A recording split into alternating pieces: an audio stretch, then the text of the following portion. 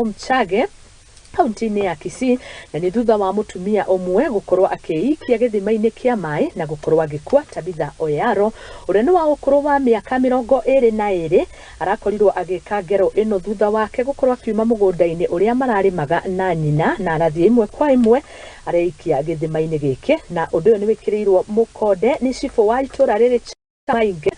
Athiĩte na mbere na gwĩta aciari makorwo makĩhĩmbĩria njĩra cia kwaranagĩria hamwe na ciana ciao rĩta njĩra ĩmwe ya kũnyihanyihia thĩna wa meciria ũrĩa ũkoragwo ũkĩgũmĩrwo nĩ mbeũ njĩthĩ.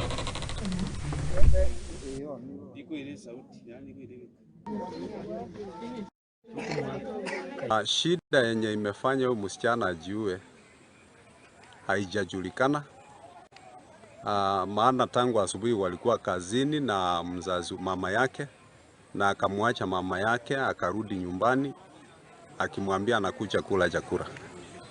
Sasa hapo ndio akaamua kuchipeleka kwa kisima akachirusha, lakini kuna ndugu yake alikuwa anapita akasikia kelele kutoka ndani, naye akajaribu kukimbia huko, akapata ni yeye.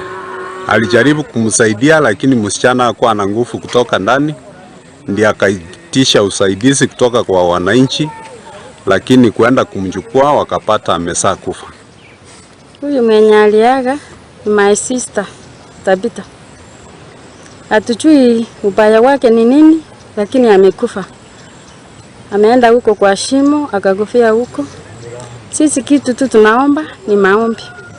Hapa kwa familia yetu ya Oyaro tunataka maombi sana, muendelee kutuombea. Mungu aweze kuwa nasi kwa hii kipa. Hisia yangu kwa vijana ni kuwa wanapokuwa na msongo wa mawazo ama wanapokuwa na shida, wacha waongee, walete shida yao ili wasaidiwe kutatua hiyo shida. Labda ingekuwa shida ya kusaidiwa, lakini kijana anaamua kujiua. Tafadhali walete waongee shida zao mapema, ama sisi kama administration wanaweza kuja kwetu wanatueleza shida zao, tunajaribu kuwasaidia mapema badala ya kuamua kujitia kitanzi ama kujiua.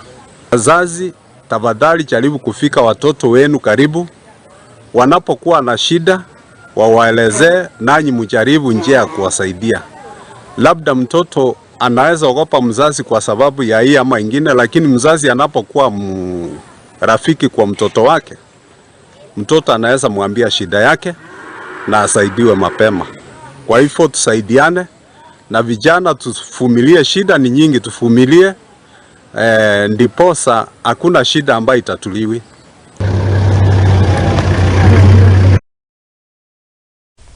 Na tukitigana na ripoti